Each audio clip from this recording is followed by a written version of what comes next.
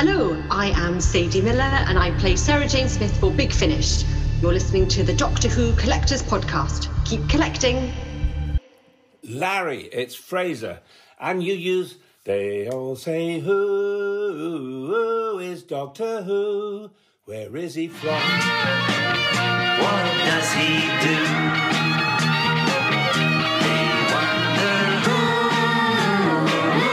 is Doctor Who? So I ask you, who's Doctor Who?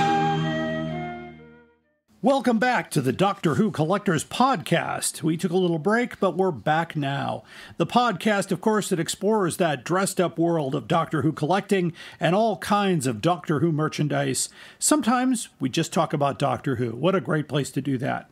Brought to you in part by Bags Unlimited Incorporated. For all your collection protection needs, go to bagsunlimited.com. And by Forbidden Planet. Just visit our website at DoctorWhoCollectors.com, select the merchandise links, and peruse the Forbidden Planet catalog. We get a small commission on each purchase. Thank you so much. I am Larry Van Mersbergen, your host. I've been a collector for 43 years in the Doctor Who world, and my world is expanding every single day. It's kind of nice to have that happen. So welcome to our 79th episode, celebrating Doctor Who collecting and a wonderful television show. Just in case you're joining us for the first time, I did open one of the first Doctor Who stores in Chicago. It served the Doctor Who fans exclusively. Back in 1984 it was, and it was called Bundles from Britain. I actually stole that name from the magazine Fantasy Empire, which was a little column by John Peel, who's also been on my podcast. He's a good friend. Great guy.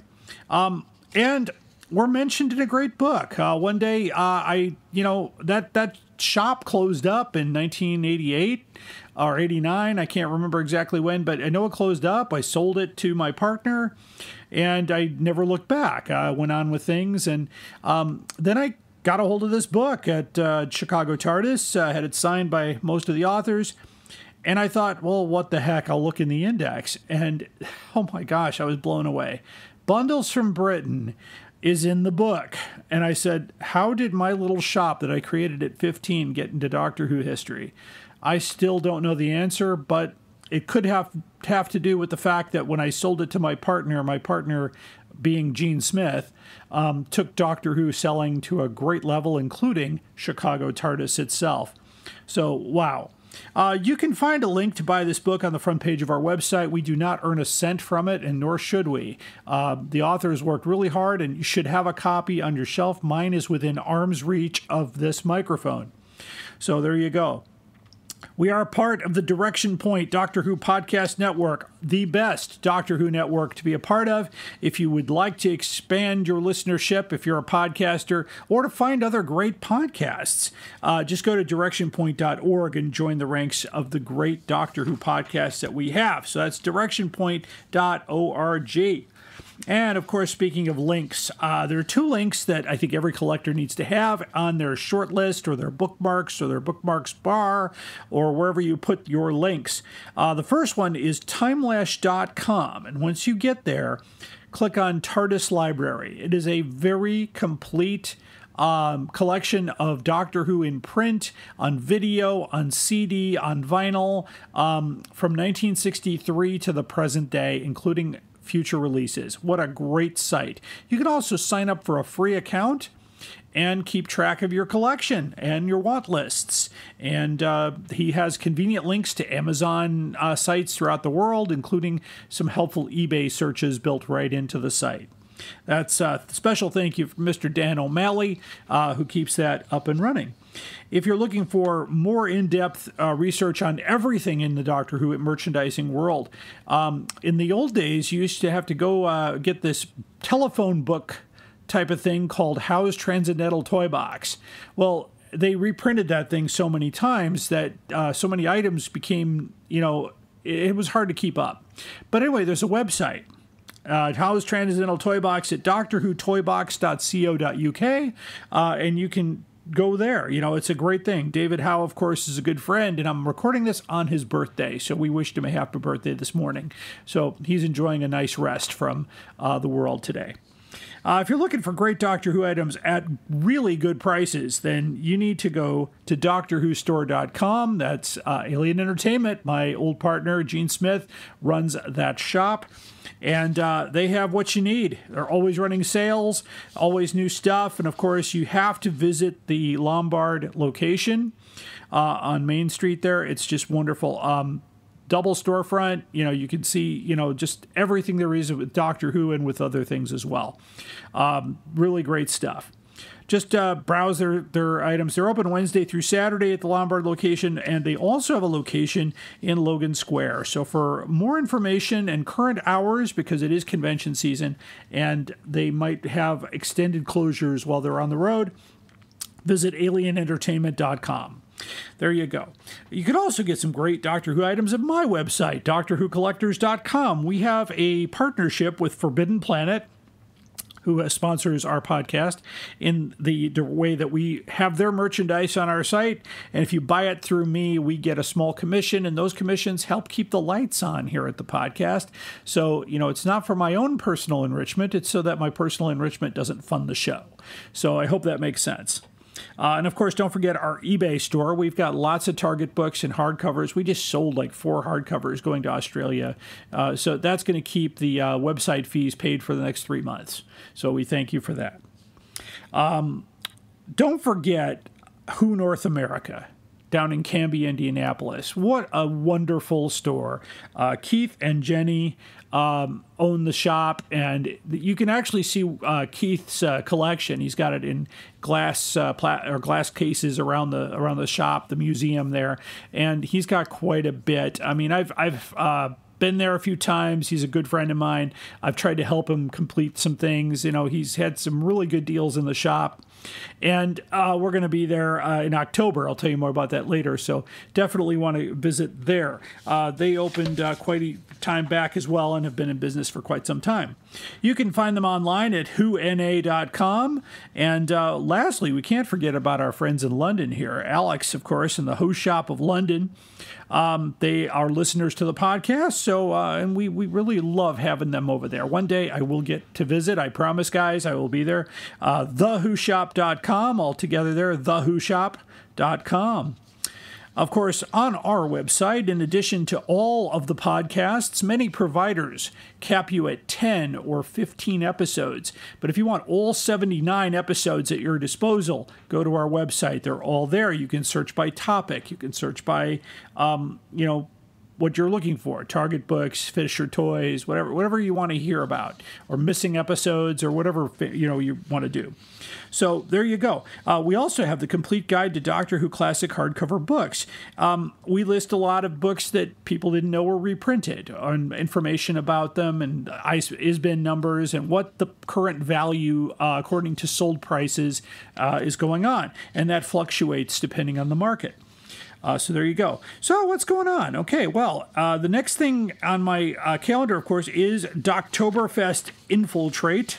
And that is coming up on Saturday, October 19th at the Who North America location. It will be an outdoor event. Hopefully, weather permitting, it will be good. There'll be tents set up. I think there'll be some food out there. So I'll be joined by some wonderful people, including the authors of Red, White, and Who. It's Stephen Warren Hill, and Nick Seidler and Robert Warnock. Great stuff. So there you go. And John Lavallee, I think, will be there as well. So that'll be wonderful. Of course, we'll also have, a lot of other great people there as well. And I'll get back that full list in the future. After that, of course, we've got the big one here, Chicago TARDIS 2024. That's a 3-day event, November 29 through December 1st, Thanksgiving weekend 2024. Our own celebration of Doctor Who here in the Midwest. Lots of guests have been announced, so here is the full guest list as of this recording. We have 3 doctors, count them 3, Paul McGann, Sylvester McCoy, and Jo Martin in her first Chicago appearance. So there you go. Also, coming in 3s, if you're a Blake 7 fan, you can't miss this one because we got 3 Blake 7 actors here from especially first season, Jen Chappelle, Brian Croucher, and Sally Nivette. Great stuff. Also, you can't miss our returning guest, of course, our good friend Jason Haig-Ellery, the big cheese over at Big Finish. He's also bringing over Sadie Miller, who's been on the program and is a good friend of mine. Oh, we love her. She is the daughter of Elizabeth Sladen, so she plays Sarah Jane Smith on the Big Finish podcast, and she's also written a book called Moonblink on the Lethbridge Stewart series. So there we go. Also, we got Sonny McGann, who's Paul's son, so father and son. And of course, with your ticket to any Doctor Who convention, you get Fraser Hines. He will be at Chicago this year. We missed him last year. In fact, we told him so. It was just not the same without him, and I hope he'll make it.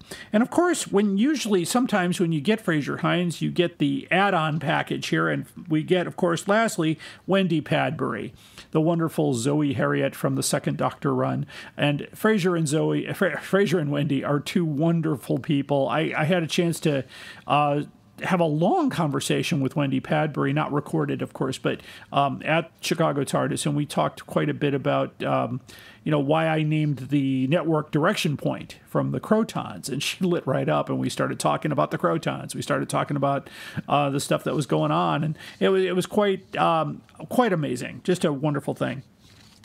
So, of course, Next up, of course, is the Consinity 25, which is next April 2025 in Milwaukee. So we'll be there. And, just getting back to Doctoberfest for a minute, I'll be presenting my panel this year, which is a living history of classic Doctor Who books from 1964 to 1996.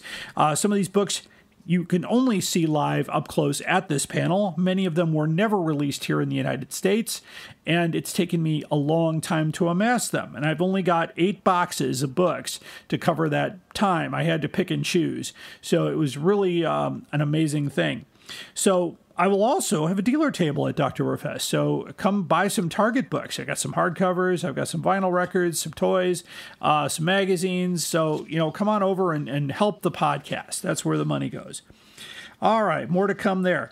And back, of course, to our website for a moment here. I get a lot of chatter on the internet about, hey, I saw a 4th printing of Planet of the Daleks. Well, probably not, because it never got a 2nd printing. But hey, if such a book exists, and you can provide me concrete proof, i.e. photographic proof of the cover, the spine, and the title page, copyright page where it shows the printing, I will definitely listen, and I will add it to our guide.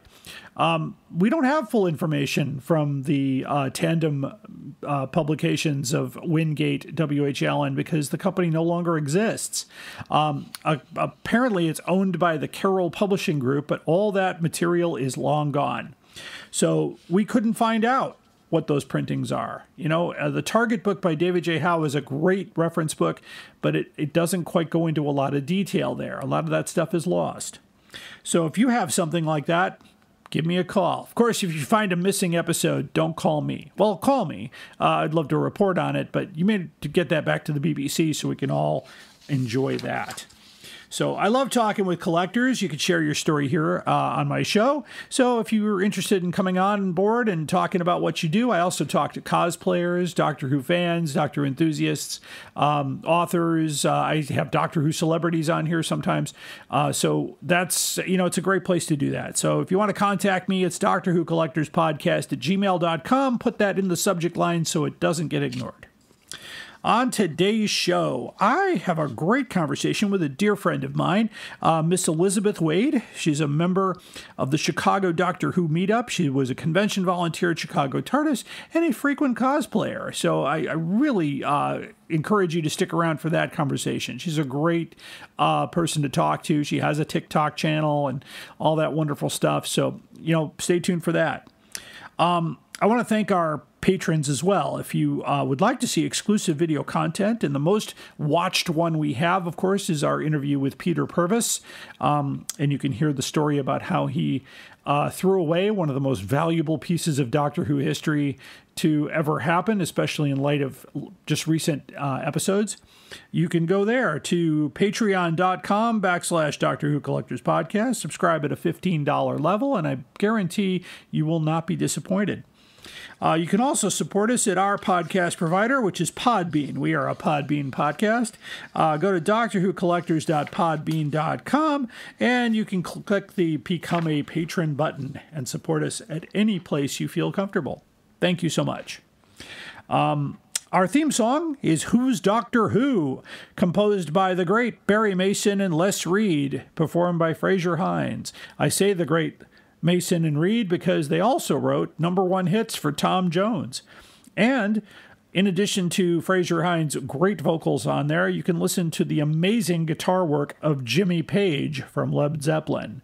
Yeah, so you got Zeppelin and Fraser Hines on the same album. He loved talking about that with me. It was just a lot of fun. Of course, one of the songs that did not reach the charts. But in our hearts, it's our #1 song for this podcast. Please tell everybody about this podcast, and you can do this by telling them where you can get it. You can get it at Apple, Pandora, iHeartRadio, Podbean, and many, many other places. I get notices from all kinds of providers that have us on there. I love when I'm in my car and I select the iHeartRadio app and my podcast pops right up. That's a wonderful thing. I can listen to myself, which I sometimes do if I forget what I talked about. There we go. We're also a Direction Point Network podcast. You can find all of our podcasts, of course, at directionpoint.org as well. All right, after the break, we will have My Time, and then following that, we'll have our interview with Miss Elisabeth Wade, and we will finish up with the most outrageous offer. Stay tuned. Traveling the Vortex. Are you ready to embark on an epic journey through time and space? Join the thousands of Whovians around the world who've discovered Traveling the Vortex, the ultimate Doctor Who podcast for die-hard fans and curious newcomers alike. Every week, we dive deep into the Whoniverse, discussing the episodes, theories, and hidden gems. We dissect the Doctor's adventures, share behind-the-scenes stories, and explore the legacy of this iconic show. Traveling the Vortex brings fans together, fostering a global community of Whovians. Whether you're a fan of classic or new Who, there's something for everyone. Join us on this incredible journey as we unravel the mysteries of time and space. Don't miss out. Subscribe to Traveling the Vortex today on your favorite podcast platform. Traveling the Vortex. Your ticket to adventure awaits. Traveling the Vortex is a proud member of the Direction Point Podcast Network. You're listening to the Doctor Who Collectors Podcast. Keep collecting. Hi, I'm Juliet. And I'm Nathan. Experience Doctor Who from the very beginning through a classic fan's eyes. And through the eyes of a new Who fan. Reminisce and relive those classic moments with Nathan as he offers fun insight. Or experience them for the first time with Juliet as she dwells on social issues, history, fashion, and the size of a flashlight. We're the Time Streams podcast. Find us on Spotify, Stitcher, or Apple Podcasts. You're listening to the Doctor Who Collectors Podcast. Keep collecting.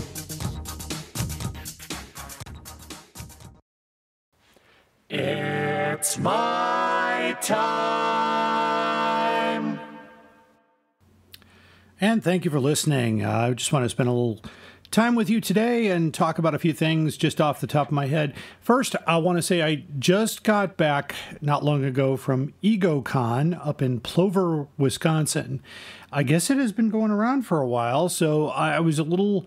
I felt a little out of my depth, actually. So it was probably the most unusual Doctor Who event. Not bad by any stretch. It was a lot of fun, and just wasn't very much, didn't really produce a lot of fruit for me. So let me just explain, I guess it's at the Curling Center, which is not exactly easy to find. It's a kind of off the beaten path a little bit.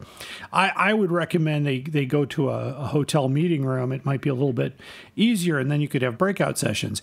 Instead, we're in the ice arena area of that in kind of a big circle, I would say. And I asked, where will I be doing my panel? And they said, oh, you can do it from your table. And I said, okay, typically it's in a breakout room because I have props. I tried to do my living history of Doctor Who books, and I said, I got a lot of stuff here. And he said, oh, we'll set up a table in front for you. Well, they set up the table in front with a podium and a microphone to a very small speaker, and then didn't set up any chairs in front of that, which was really a head scratcher. And then we got, well, I'm not going to talk about that because that's not the place for it. But it opened up with something, and then it was me, and there was nobody in the room except for vendors and people at tables. And I tried to go through my script. I said, okay, I'll just go do it. And I just couldn't do it. It got to a point where I started skipping things, and I started doing, you know what? No one can see the small items. I mean, this is not going to impress anybody. So I kind of wrapped it up, and I went back to my table, kind of bewildered by that experience. It was just not what I was expecting at all. My dealer table didn't make a lot of money either. There were not a lot of attendees. So but however, there was some, silver linings here. I got to spend a little time with Maggie Thompson. And if you know that name, she was the original editor and founder of Fantasy Empire magazine before New Media sold the magazine and John Peel took over. And I've spoken to John Peel, and I told her I would love to have her on the show, but I don't know if that's going to happen. But we just had a nice conversation about it, and it was really quite fun. But the hotel was mediocre. That they had, it wasn't that expensive, but it was just mediocre. And I don't know. I'm gonna see if I can send my feedback to the folks there and see if we can maybe make this into a better middle Wisconsin gathering for Doctor Who, and that maybe more people can know about it ahead of time and be able to buy tickets ahead of time, and maybe even bring in a guest. Because they said one year Sylvester McCoy just showed up, and he wasn't really on the guest list, at least as far as I know. I'm feel free to correct me if I'm wrong, but I was talking to a lot of people there, and I wanted to get a feel for what was happening. I guess even Alien Entertainment used to go up there. So maybe at one time it was a bigger thing, and maybe this was just a fluke, but I'm hopeful to do it one more year just to kind of see if that was the case, but I'm also going to give my feedback. But I think you should go out there and check it out. I think it's definitely a lot of fun. You never know who you're going to run into at these things, so it was a lot of fun to do that.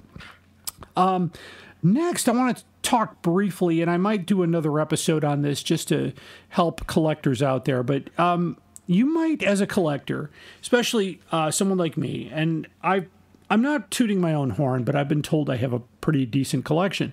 It may or may not be the largest or one of the largest in the United States. I've been told that, but I don't know if that's true because I have some friends who have tried to go for the Guinness Book, and I'm not sure where that stands. But, of course, I don't know what they have and what's missing or whatnot. But anyway, someone saw a picture of my Dalek pencil heading card and that on the shelf and offered me a pretty lucrative trade. I thought, normally I would never entertain such a thing, but I was like, okay, well, let me think about that. And then the carrot was dangled in front of me. I'm not going to mention what it was because I don't want anybody to go, wow, whatever. It's not about that. It kind of go into a risky situation. And I did not go through with it, and it wasn't my doing. It turns out that it's possible that my Dalek header card was faked. And I'm trying to scratch my head on that because I got it in 1998. And this is well before digital printing and stuff. And it's on cardboard. It's the staples on it are actually rusted with the rust stains on the card that look pretty good. The Dalek Ray looks good, but somebody said that's a crease from an original. And I looked at several photos, and I can't make a decision on that. Maybe I have the original and the other one's a copy. I don't know. There's no way to know. And there's no absolute. Now, I showed it to other people in the field, and they all say, "Yeah, it looks real. It seems real. It feels real. It looks real. It looks old." I know it's very difficult in the Doctor Who world because I talked to a dear friend, and he kind of he kind of pulled me back from the hype on this, because I got very upset about it. And I said, well, he told me about a 60s Dalek toy he got with a fake card. And I'm like, oh, the toy was genuine. Well, my pencil is definitely genuine. There's no doubt about that. And I was reassured that you don't see very often. So that might be a thing there too, but you can never be sure. I've also been told that my William Hartnell autograph is not genuine, even though I got it in 1986 from a British dealer who said he got it from William Russell. And it looks real to me. It looks real to the people I've showed it to. But the internet trolls out there want to say, well, it was copied from this card. I'm like, well, the card came out years later. So I'm going, okay, well, I try to, I'm an honest guy. I tried, I've been doing this for 43 years. So if I'm buying something from somebody and they tell me it's this, and they've got a store behind them and they've got years of experience behind them, I have no reason to doubt them. But I'm not going to be taken advantage of. So I've made a policy now that I will not accept or offer any trades, because at the same time too, the person was in a different country.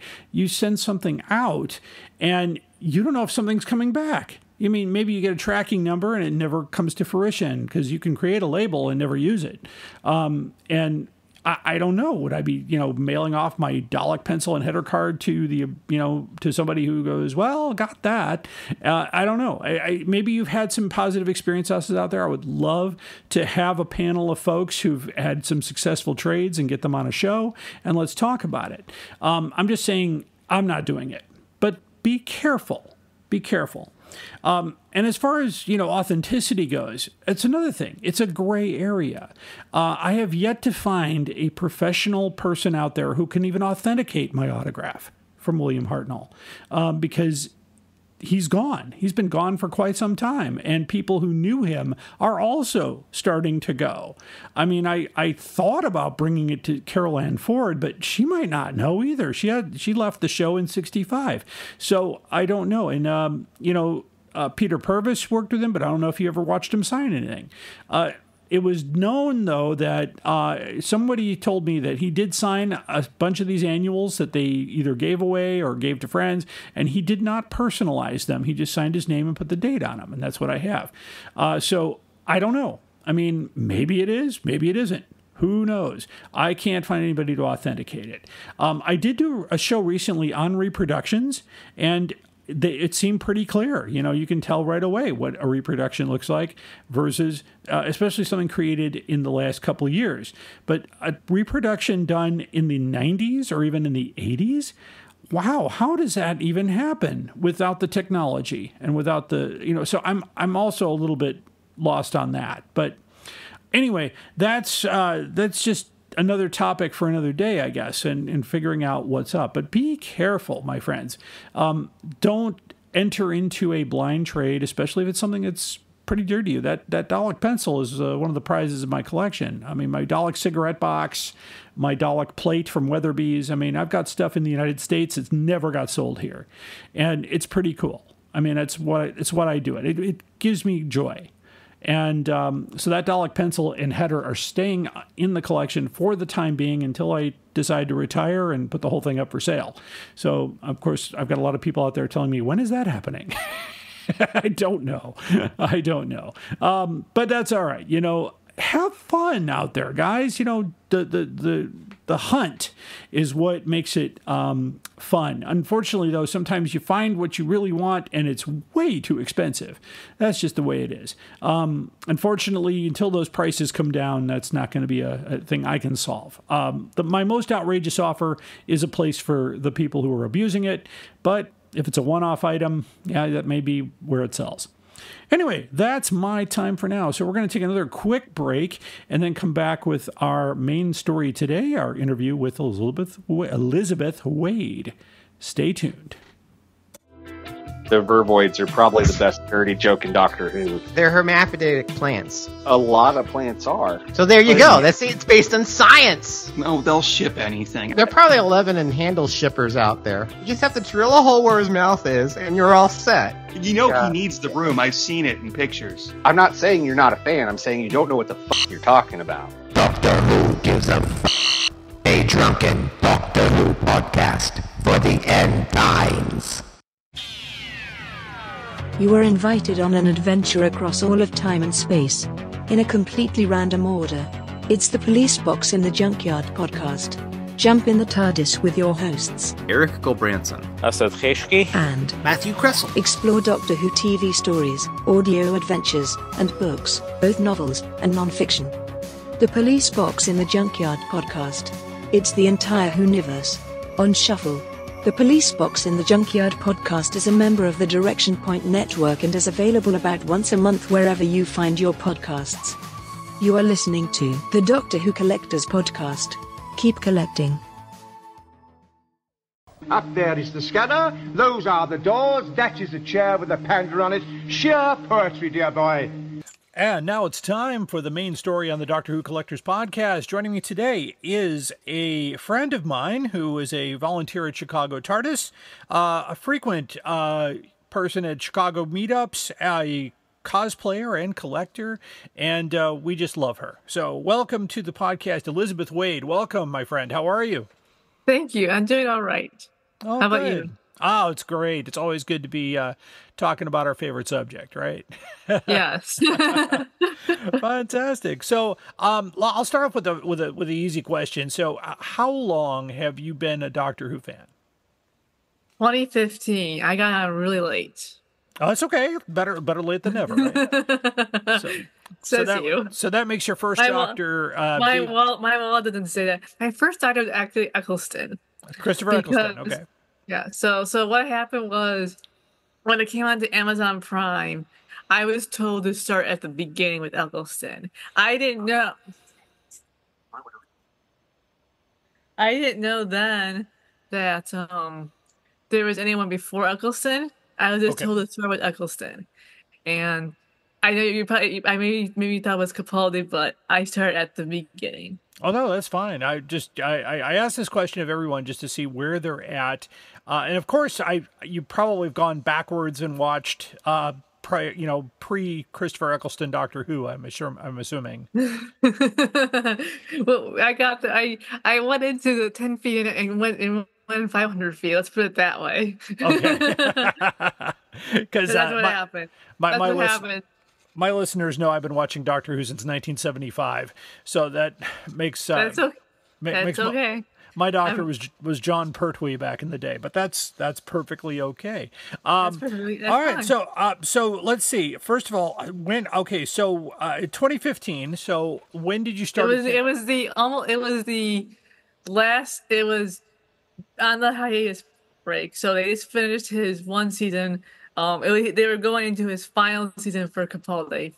So I used that summer to catch up. To start with Eccleston and work all the way up through Capaldi where I could get to. Okay. All right. So tell me about how your development as a Doctor Who fan in 2015. Did you start with conventions, books? What expanded for you? I actually ended up somehow going to Alien Entertainment. I'm trying to remember how I ended up with Gene, but we ended up in Gene's store, and it was the last year that Tom Baker came. Okay. And because he was putting aside K9 figurines for Tom to sign. He told me about it. I wasn't deep enough in at that point to go, and I really regret it now because that was Tom Baker's final year in the United States. Mm-hmm. I still got his autograph, but it's not the same as meeting him. Like I have met Peter Davison, Colin Baker, Spencer McCoy, Paul McGann. So it's not the same. Oh, and David Tennant. Oh, good. Yeah, David Tennant. Yeah, I know. I got lucky in 1984. I got to spend a lot of time with Tom Baker, so that was kind of nice. And of course, all my listeners know I go way back with Gene back to 1984. So that's great. No, Alien Entertainment, of course, one of the stores we talk about a lot on this program. So fantastic. And I got one of his last 10th Doctor outfits and one of the last ties. that he Okay. had in his store. So that's how late I was coming into this, because I have people coming in now. You can't, if you want that stuff, you can't find it. You're gonna pay $60 for that tie now. Oh, and yeah. I'm wearing it right now. This is the BBC. This is the BBC on it. Okay. So that's how now you won't get that label, and you're gonna pay $60 for that tie print. Oh, I know. Yeah, it's crazy. Yeah, I know I talk about that on every show. The way that collecting prices have doubled, tripled, quadrupled, quintupled in the last since 2005. Actually, it's been absolutely crazy. But I'm glad you got it when you did. Me too. Very great. And one of the last sonic screwdrivers. I think he sold his last one this past November. Yes. Yeah, he's currently going through his warehouses trying to clear out what's been there for the last 4 decades. I got the coat from him twice. I got the last, because I actually I wore the first one so much of it is getting moth holes at the bottom. Oh dear. So I got his very last one that he had in stock. I think 2018. Okay. Yeah, great stuff. And I noticed really good coats though. Okay. I noticed you like to cosplay. So what are some of your favorite characters? Well, I have other characters. I've had Seto Kaiba before, it's from Yu-Gi-Oh! I also have Crowley from Good Omens. Okay. I have a lot Maple Pines from Gravity Falls. I have a lot of Twilight Sparkle. So a lot of various reasons why I don't wear them is I have to invest some money into different parts of the aspects of them that I have outgrown since them. Okay, of course. Yeah, that's a constant problem of the costume person is keeping up your costumes as you age. And I know that very well. Yes. Oh, that's fantastic. Okay, and so let's see, since you missed Tom Baker. So when was your first Chicago TARDIS? My first one, I believe it was the first year I volunteered, which is in 2018. Okay. So I think that's when I volunteered my first year because I've hit the point with I've been going to convention since 2005. Okay. So I've been hitting in most of the anime conventions, Comic-Cons. I was hitting the point where I wanted to be more involved with the convention. So that was the reason I did it. Oh, and volunteering is a great way to get involved. And if you're listening out there, Chicago TARDIS just opened up its applications for volunteers. So, what a great way to do that. Of course, as a volunteer, you do get to meet all the guests and you do get an opportunity. Yes. I liked it, and I also it was very hard. I'll let you know, volunteer. Expect an 8 to 4 shift. Just expect it. Okay. You can have fun at the convention after 4 o'clock. Right. Because you got to help all the people while they're at the convention, and that's important too. I'm not a volunteer, but I spend a lot of my time helping people at that convention because I've been approached by so many. Hey, I know you. You've been around. I'm like, okay, yeah, the room's over here. This is when this is happening. This is what's, and it's great. It's a wonderful convention. Everyone's very kind. Everyone's very friendly. I haven't really met anyone I don't like there. True. It is a smaller convention than an anime convention or a Comic-Con convention because I see a lot of the same people multiple times, and that's fine on some level because some of my first conventions were small like that, and it's kind of nice. I kind of like you get to really know people instead of just being a sea of people. That's great. Yeah, that's true. And the current format for Chicago TARDIS actually developed over the years, and it's very much based on the 1985 Spirit of Light Ultimate Celebration convention that happened in Chicago. Gene did not run that convention. He and I were dealers at that convention, and he took a lot of notes just saying this is how things should go. And that's kind of where it's based on. So it's a wonderful place to be, and I'm glad you emulate those feelings. So So let's say, okay, you also collect Doctor Who. Tell us about your collection. I've been a collector since 2015. It started with the sonic screwdriver, 10,000 sonic screwdriver, and it just expanded.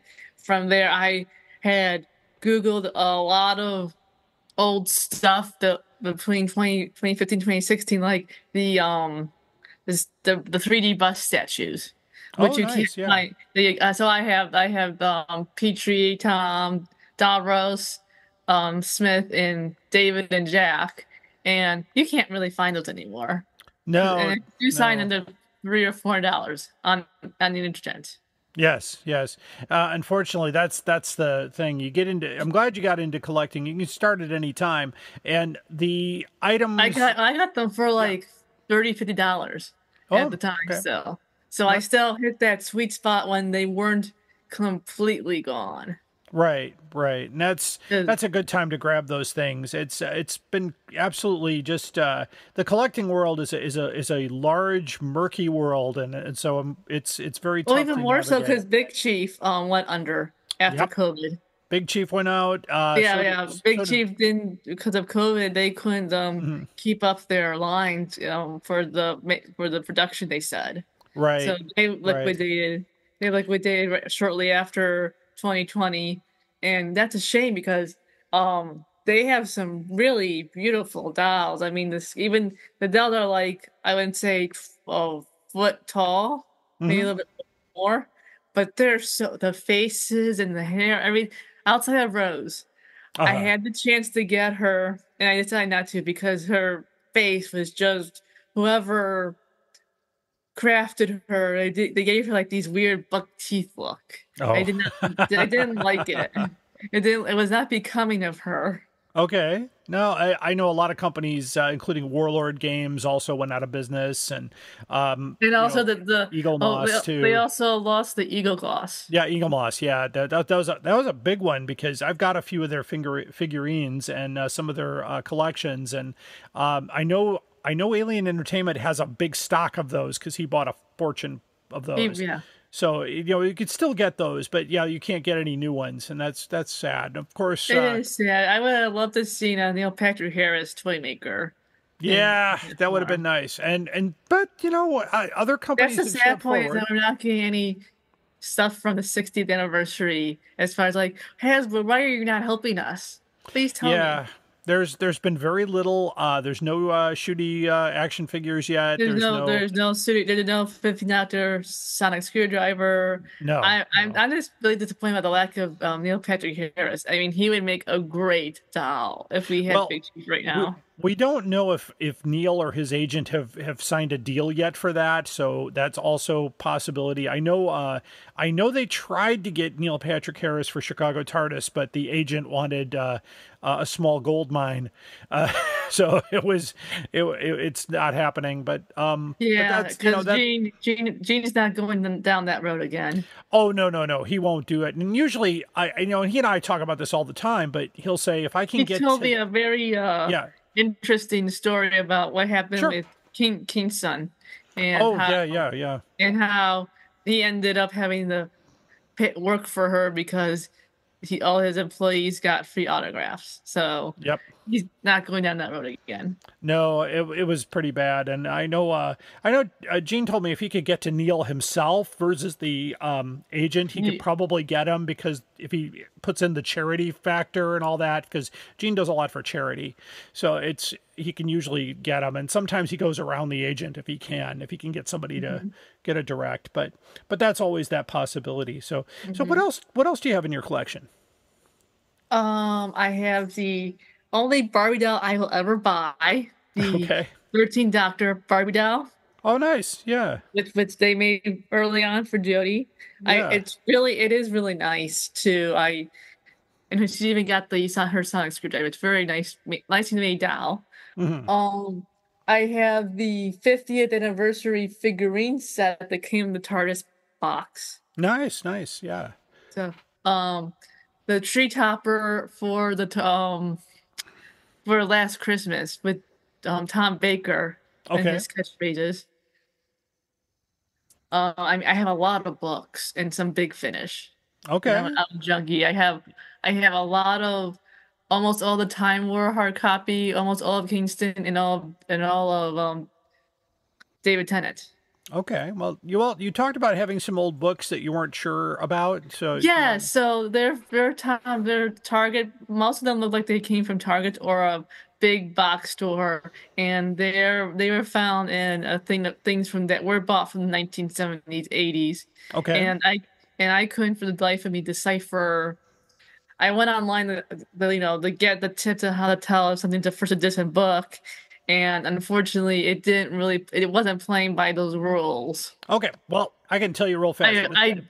If it's a Target book, on the inside page, and I've got a Target book right here. So on the inside page after the title, there's a page here that has this information. In this case, it says reprinted 81, reprinted 82. So that would be 2-3. That would be the third printing of this book. Gotcha. Okay, that's good to know. It'll say at the top, a Target book published in 1979, reprinted here, reprinted there. If it's a first edition, it will not say reprinted. And I don't know if I have a first handy here. There's some other ones that are like quiz books too from the era. Sure.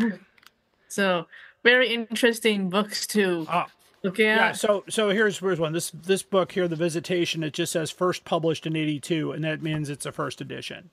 So there were 2 or 3 printings of that book, and we still have collectors going through the possibility of how many reprints did a book get and how many copies were done, and that's really hard to tell. But unfortunately, there isn't really an online guide to Target books yet. I'm talking with myself basically about doing it on my own because there just isn't. I have one for hardcover books. I don't have one for Target books, but mostly the value of the book doesn't really hinge mostly on the printing. It's the condition. If the book is in good shape, it has no marks in it, has no stamps in it, has the cover's in good shape, the book is still quite valuable because they're all out of print. So all the Target books are out of print, and so are the quiz books and the program. I have a program guide over here that came in the other day. So these things that I always thought these were interesting because they has a picture of Peter Davison on the cover, and there's nothing with Peter Davison inside the book. The program guide it goes to Logopolis, and that's it. So and it stops. So that's until they reprint. They did do a reprint of this book, or I think I have that one. A rebinding. I think that was in the basket. Okay, yeah, and they did several printings of this one. This one is it's the first edition, but they've done several, and it's nice if you want a classic guide to Doctor Who, but up to Tom Baker. That's all you get. But that's basically how that works. But yeah, go through the box and see what you got, and if you need more specific help, you can always contact me, and I can help you out with that. Okay, awesome, thank you. Yeah, and my books, I have this really awesome. You probably might want to. It's a pop-up book. Oh sure, yeah. From season 1 and season 2. Okay, yeah, there were a few of those published. Yeah, sure, go ahead.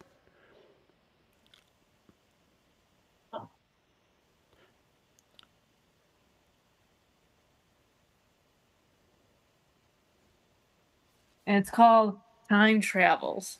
And okay. Show you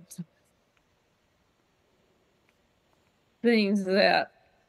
Oh yeah, the typewriter types. Yeah. Oh yeah, I remember that one. I do. Yeah.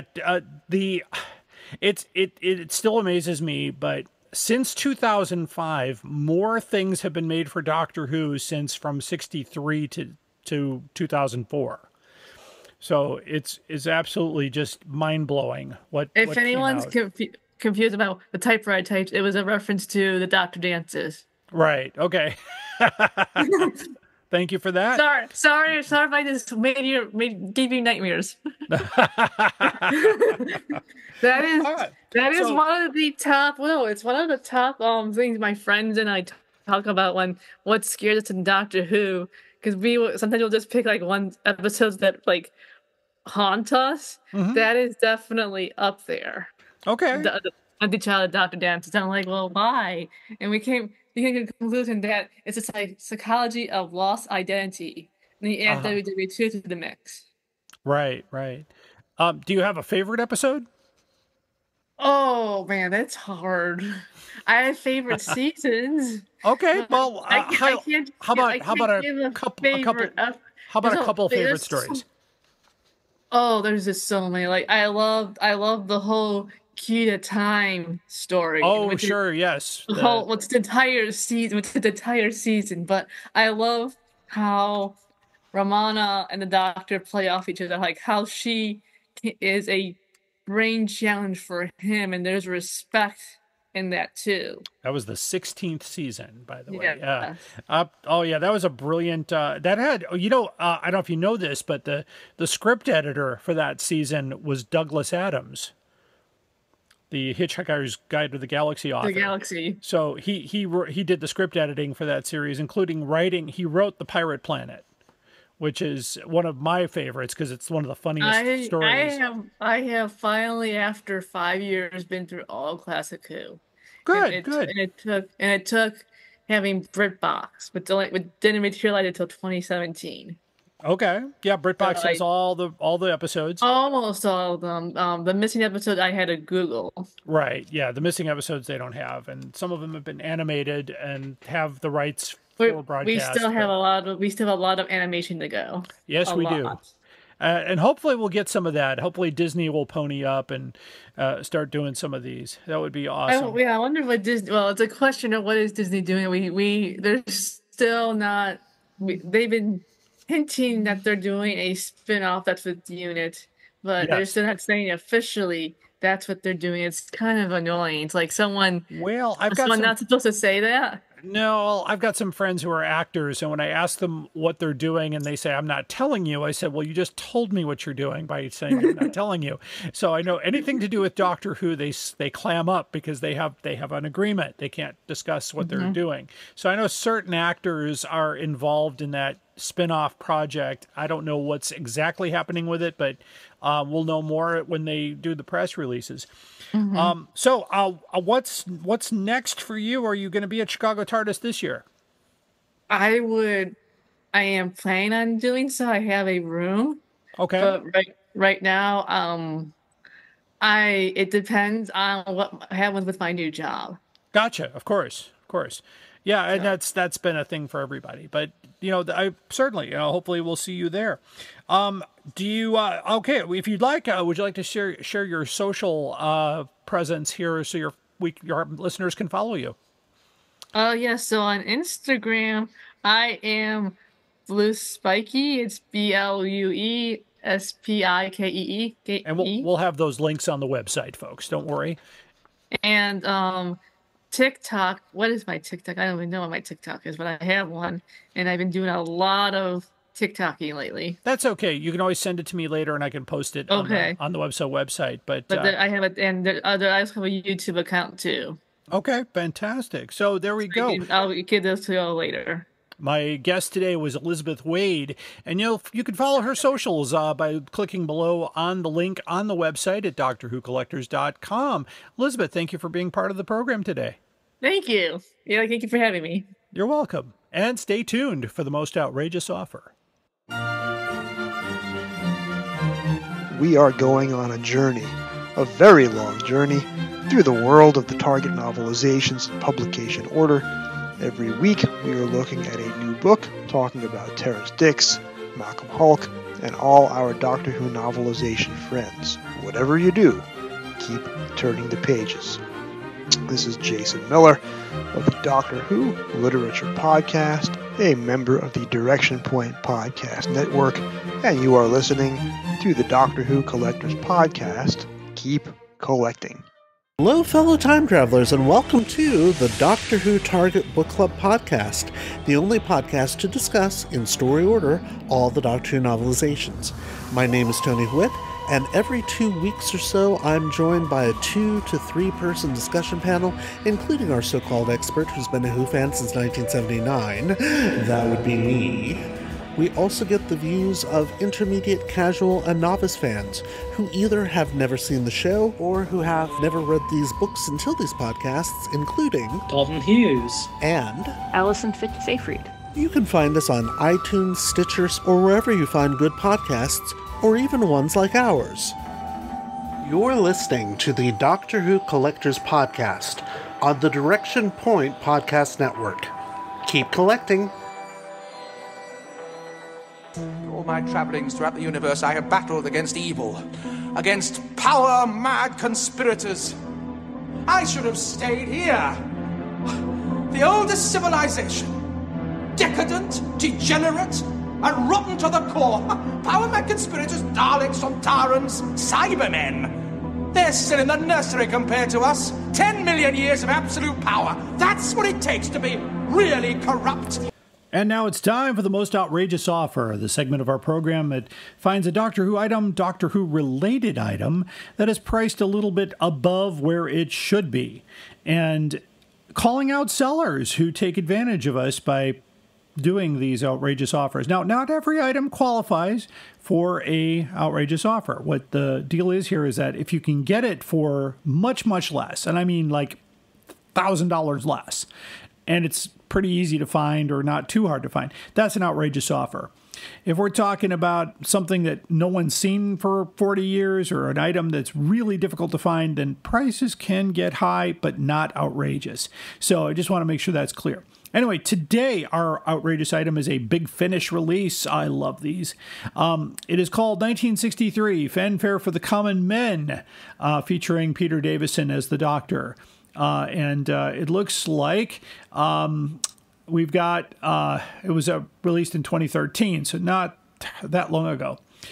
Anywho, we've got Big Bill's Books in Wimberley, Texas, who is offering a copy of this, and we don't know how, if it's used or it says new, so it must be still in the shrink wrap here.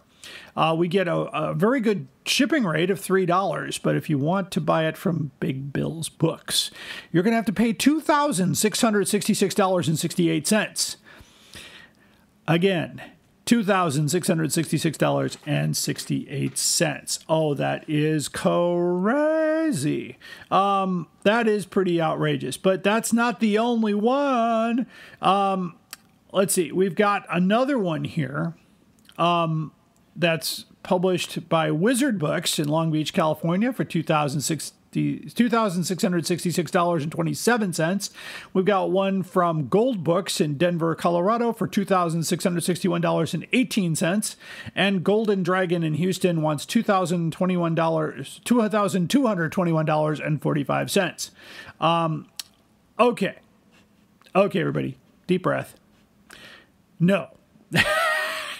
Absolutely not. Do not pay $2,000. In fact, while I was researching this, of course, I always check over on eBay and Amazon and all those other places where you can get this exact thing. And I just bought one for $25.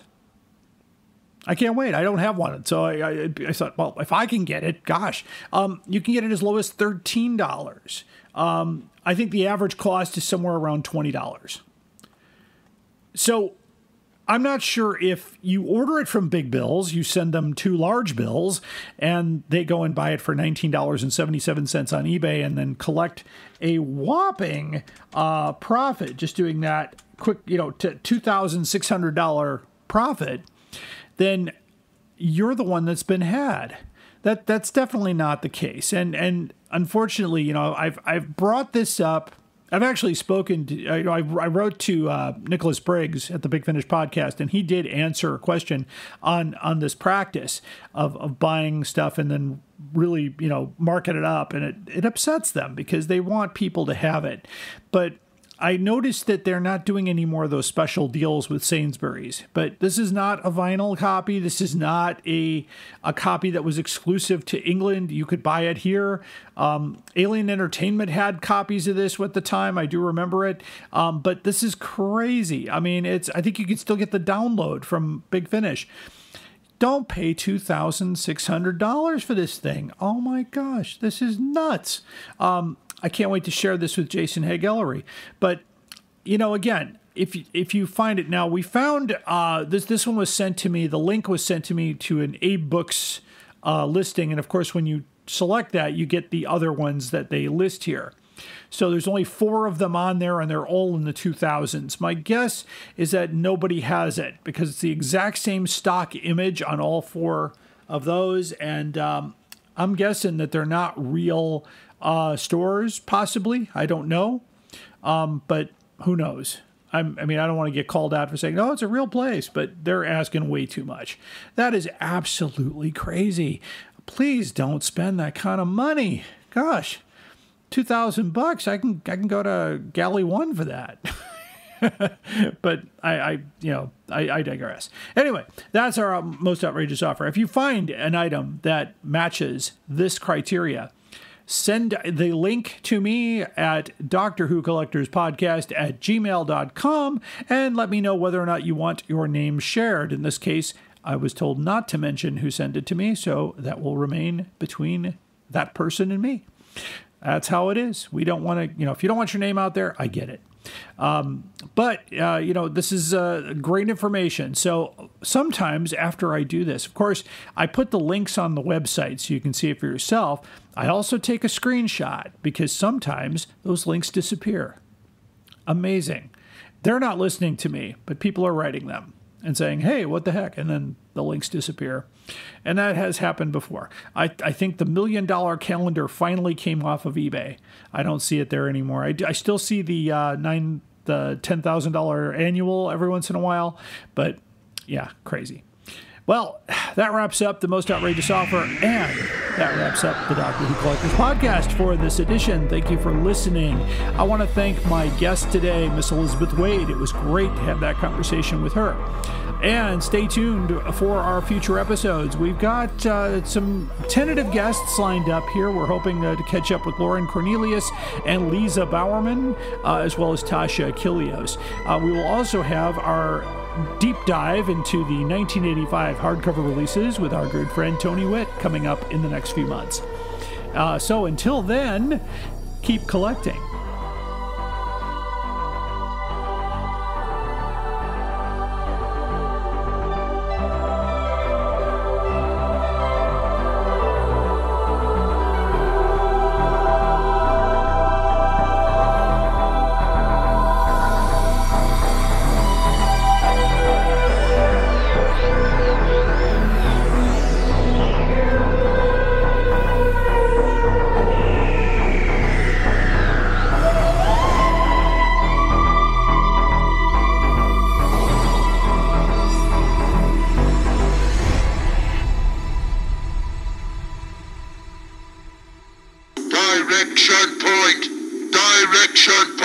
A Doctor Who Podcast Network.